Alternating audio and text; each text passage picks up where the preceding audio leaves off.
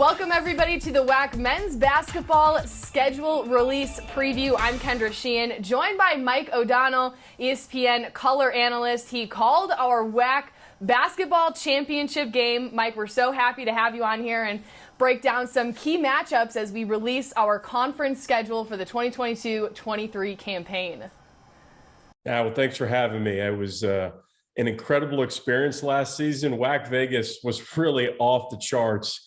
One of the best atmospheres I've been in. It was really incredible. I enjoyed it immensely. Hey, you had your first opportunity to be a part of WAC Vegas at the Orleans Arena, and this year the party is just getting bigger. We have 13 teams this year, 12 teams make it to the WAC basketball tournament. We'll have 2 days at Mandalay Bay, and then we'll head back to the Orleans, so it should be a fun time, and a lot of teams have the opportunity to make some waves in the postseason.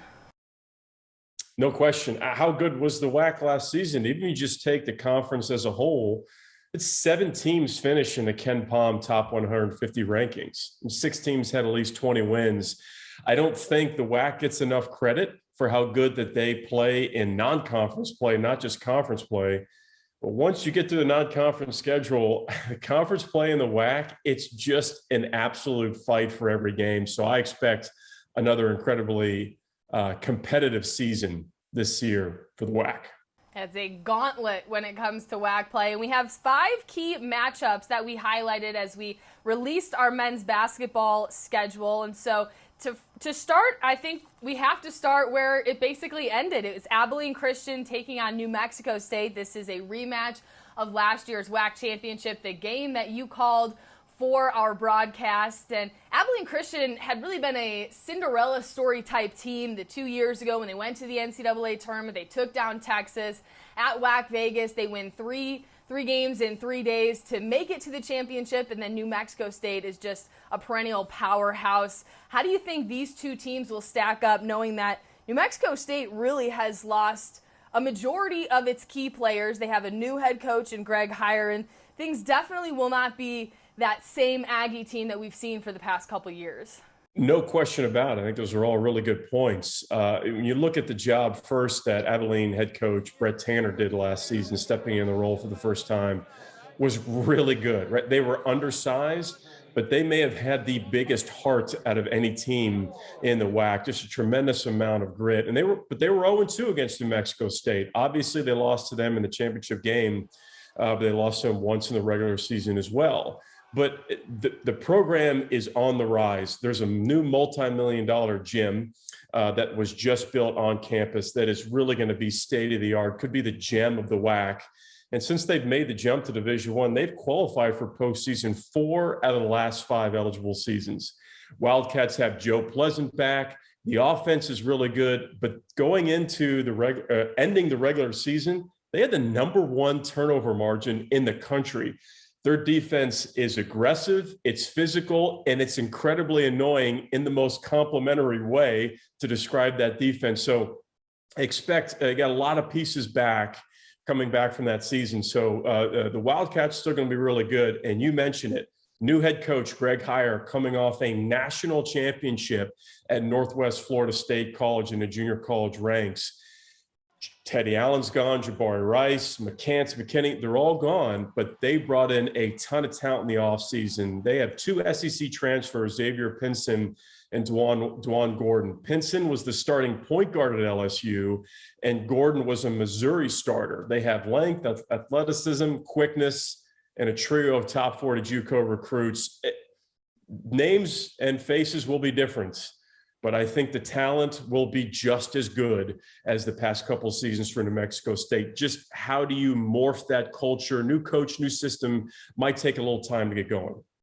Certainly, and they did have an opportunity to play in the Bahamas, a trip that I wish the WAC would have sent me to, but you got to see a little bit of their style. Greg Heyer wants them to play fast, quick, and he wants the guys to play multiple positions. So we could see a little bit different basketball than we have seen in the past under former head coach Chris Jans, who's now at Mississippi State.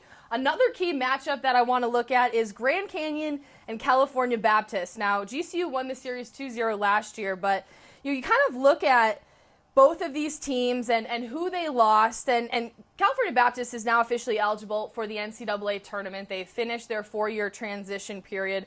both teams really have a lot of transfers.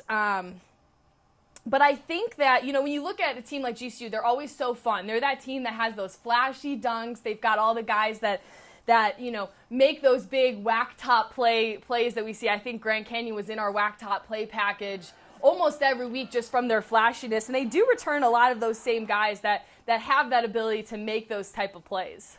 And some of the best fans in the country, right? That fan section in the WAC tournament, WAC Vegas for Grand Canyon was big time. But Coach Bryce Drew, it's no secret. I mean, he knows how to coach. He knows how to coach great offense as well. And I'm really excited to see not just the growth of Javon Blackshear, averaged 15 a game last season, 4 assists. He's going to be in the running, not just for first team all WAC, but potential player of the year candidate as well. But he's going to be paired with a transfer that I think forms one of the best scoring duos in the WAC, and that's Rayshawn Harrison, transfer from Presbyterian. Grand Canyon is still going to have plenty of talent on the offensive end. Can they stay consistently on the defensive end throughout the course of the season? We're about to find out. But that scoring load for Blackshear, we thought that maybe he'd have to score 20, 25 a game. But now that you add in Rayshawn Harrison, I think the offense is still going to be excellent.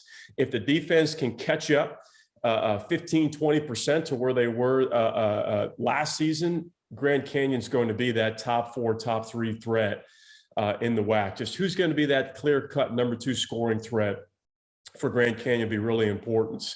And Cal Baptist, I tell you, it's been one of my favorite teams to just scout. And they're obviously Rick Roy, his offense is off the charts, and huge fan of Taron Armstrong's game. He was freshman of the year in the WAC. I call him the Pistol Pete of the WAC.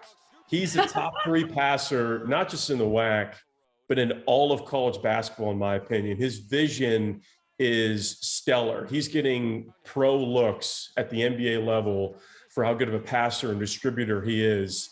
And then you have Joe Quintana, one of the best 3-point shooters in the WAC. It's a really difficult offense to scout. Their defense must improve. This game, Kendra, might be in the 90s, maybe in the 100s, right? It's Grand Canyon, Cal Baptist, 2 teams that can score incredibly well. We'll see if the defense actually shows up, but that is a must-watch matchup if you love great offense. Certainly, and I think with Taron Armstrong having another year under his belt, with the transfers, with the depth that they have this season, certainly a team to keep your eye on as the season will progress. And then we have Seattle U and Utah Valley. Seattle U is a team that they were co-regular season champions. We had 3 co-regular season champions last year, and then they got to the WAC tournament. It was kind of one and done. They were the 2 seed. They lost to ACU. I just don't think they really had a lot of momentum. They've got their head coach, Chris Victor, who took over just days before the season ended. That was a team that really just kind of fought through the year, had a lot of adversity, and then they come out and they pull a really high seed in the tournament. And Utah Valley, under head coach Mark Madsen, NBA All-Star, incredible coach. He always puts together a good team. However, both teams really lose kind of their key guy. One for Utah Valley loses Fardaws Amack, and then for Seattle U, they lose Darian Trammell. How do you think both these teams can come this season and rally around the guys that they have, in addition to the transfers that both of these teams brought in on the offseason? Yeah, I expect this game to be extremely close. Both teams played each other last season twice, and each team winning at home, right? That's just telling you how close in talent and system that these 2 teams are. It's home team wins, right? You're just more comfortable at home. Just kind of backtracking real quick to what you previously talked about with head coach Chris Victor, quietly, maybe the best coaching job of the season in the country was Chris Victor of Seattle. Just the difficult situation that he stepped into. They won 23 games. You mentioned Darian Trammell is gone. He transferred. So there are major question marks on the point guard position for Seattle, which is the most important position in college basketball. However, you still have Riley Grigsby and Cameron Tyson. In my opinion, Tyson is the deadliest 3-point shooter in the WAC, and 2 other starters are returning. Still a lot of talent on this Seattle team. For Utah Valley, big key, and I'm not trying to be very obvious and cliche, is staying healthy. if Trey Woodbury and Justin Harmon are healthy, they form one of the best backcourts in the WAC, maybe a top 3 backcourt in the WAC. They also have, in addition to Woodbury and Harmon, four starters are returning. And Woodbury, if he's healthy, he's a first-team all-WAC type player. He's a 6'4" mismatch problem. So we know that guard play in this game is going to be everything. And if we're looking at what's the second stat that we're trying to pay attention to is who's going to be a disruptor on the defensive end. Whoever wins the turnover battle in this game, I think ultimately prevails. But again, you have 2 great coaches. You still have a lot of talent returning for Seattle and Utah Valley. The biggest question mark for each team, what's the point guard situation for Seattle look like? And can Utah Valley stay healthy? Because if they can, they might be the dark horse in the WAC this season. Certainly, Utah Valley had one of the lower seeds in the tournament. They played in that first game at Mandalay Bay in our WAC tournament, and it was a surprise to, I think, some people. We kind of got a hint when we talked to Mark Madsen a little bit earlier that Trey Woodbury, who hadn't played all season, decided to play, and they ended up playing in 2 games in the WAC tournament, decided to play in those 2 games, and so it's good to see him back and interesting to see how he'll play a role this season. Another key matchup will be the Texas schools, Stephen F. Austin and Sam Houston, 2 incredibly good teams last year, 2 teams that will lose a lot of guys. Stephen F. Austin losing Gavin Kensmill, Kevin Solomon, David Calcarees, whereas Sam Houston losing Savion Flagg, who was just an incredible dunk master last season. But I think both teams have a lot of potential to return to the top end of the WAC standings this season. Well, Stephen F. Austin has one of the best cultures, game prep cultures in the country. I am a huge fan of how Kyler Keller, their head coach, approaches practice and prep. I actually got to see them really early in the season last year at the Cancun Challenge, where they made it to the championship game. If you take, obviously, Gavin Kensmill was one of the all-time great players in Stephen F. Austin history. David Calcarees is one of the all-time great point guards. They're gone. We know that. But the culture stays the same. They're not going to beat themselves. They're not going to turn the ball over. They're going to play incredibly physical and fast defense, and they are going to get up into you and try to get out and run in transition. You know that about Stephen F. Austin. So that's not going anywhere, but they still have a lot of those great role players back, right? Day Hall, Jalen Jackson Posey, Roti Ware, Latrell Giselle. That's a good core group. Can you add to that group? Ultimately, I think we might see a little bit of a different offense from Stephen F. Austin because so much of the offense ran through Kensmill. So we'll see what that looks like this season for Coach Kyler Keller and the Lumberjacks. For Sam Houston State, I look at 2 things. Number one, Sam Houston State still doesn't get enough credit. They won 19 games last season, really kind of fell under the radar. They were 13-5 in conference play. 6 seniors returning. This might be the most veteran group in the WAC, and that matters, especially mid to late in conference play, of understanding how to fight their injuries, embodying your culture, knowing exactly what you want from a scouting report standpoint. But the addition of Wichita State transfer Kua Grant to Sam Houston State's roster is something that needs to be talked about. Lightning quick, got a ton of minutes at Wichita State, was one of the most underrated point guards in the American Conference last season, and operates extremely well in pick and roll type scenarios. The addition of Kua Grant, I mean, I could see Sam Houston State getting above that 19 win marker, potentially 20, 21 wins, because I think Kua Grant is a huge catalyst for that. Certainly. I think Sam Houston was at the top of our standings early on in WAC play, and not that people were surprised, but we had talked about this before. The writer for WAC Hoops Digest had tweeted, like, who would have thought Sam Houston would be at the top of the standings now? And Savion Flagg had put his emoji of his hand raised and tweeted, me, I did. So they know, and even though Savion Flagg won't be there this year, they know what they have, and they always have that underrated, really good team that people just don't give enough credit to. And our final matchup that I want to talk about is UTA taking on Tarleton. UTA, the team new to the WAC this year, coming from the Sun Belt, with their second-year head coach, Greg Young, who's really been with the program for 14 years. I think what describes this team is, if I kind of look at it, not knowing a whole lot about what this team brings to the table, is just like their grit. They seem like a really gritty team. They had 6 games in overtime last season that set a single season program record. There was a lot of turnover on the roster, and I'm really excited to see what product that Greg Young puts out for this team this year. A lot of unknowns, and I think Coach Greg Young would tell you that as well. But they were up and down the Sun Belt last season.